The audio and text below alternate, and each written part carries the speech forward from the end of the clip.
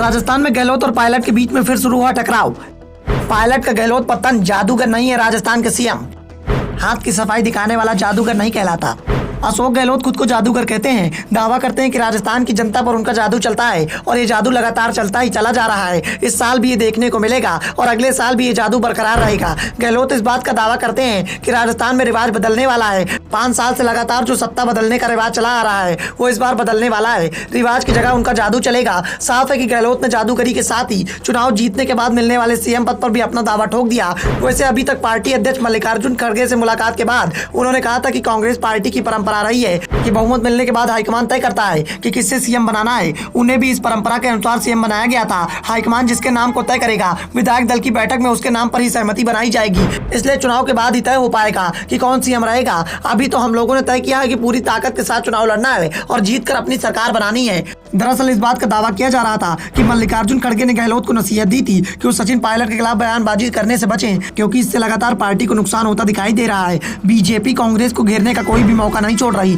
6 महीने बाद ही विधानसभा चुनाव का ऐलान हो जाएगा। अगर ऐसे में एकजुट नहीं रहे तो सत्ता हाथ से फिसल सकती है, क्योंकि राज्य में बीजेपी को बेहद मजबूत माना जाता है और उसे मौका मिलेगा तो छोड़ेगी नहीं। मौका मिलते ही बड़ा खेला कर देगी। गहलोत ने इसके बाद ही नरम पड़ने के संकेत दिए थे, लेकिन सचिन पायलट नरम पड़ते दिखाई नहीं दे रहे। कुछ दिनों से लगातार गहलोत पर निशाना साधने की कमान उन्होंने अपने हाथ में ले ली है। अभी तक पायलट समर्थक लगातार गहलोत पर सवाल उठा रहे थे, लेकिन अब सचिन पायलट की ओर से बयानबाजी चल रही है। पायलट लगातार हाईकमान से मांग कर रहे हैं कि गहलोत के जिन 3 समर्थकों ने पिछले साल 25 सितंबर को बगावत की थी उन पर कार्रवाई की जाए और ये कार्रवाई जल्दी की जाए। 6 महीने बाद भी कार्रवाई होने से इसका गलत संदेश जा रहा है। इस बीच में पायलट ने अशोक गहलोत को निशाने पर लेते हुए कहा कि गहलोत खुद को जादूगर कहते हैं, तो पायलट ने उन्हें जादूगर मानने से इनकार कर दिया। पायलट ने इस बात का दावा भी कर दिया कि हाथ की सफाई करने वाला कोई जादूगर नहीं हो सकता। पायलट ने कहा कि दुनिया में असली जादूगर सिर्फ एक है और वो है भगवान। भगवान के अलावा कोई जादूगर नहीं हो सकता। सचिन पायलट ने गहलोत के पुराने बयानों को लेकर सवाल भी पूछा। पायलट से जब इस बात का सवाल पूछा गया कि आपने गहलोत के लिए बहुत कुछ कह दिया है,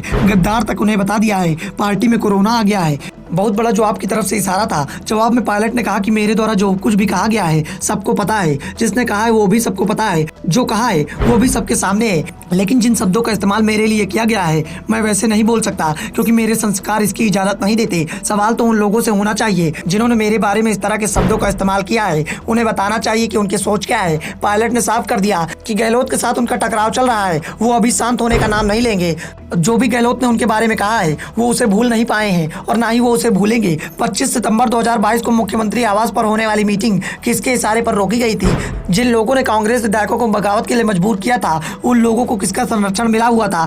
पायलट के तेवर बता रहे हैं कि आने वाले समय में राजस्थान कांग्रेस के अंदर उबाल आना तय है। विधानसभा चुनाव के पहले अगर कांग्रेस जल्द इस टकराव को दूर करने की कोशिश नहीं करती तो पार्टी को एक बड़ा नुकसान देखना पड़ सकता है। ब्यूरो रिपोर्ट, द नव दर्पण न्यूज।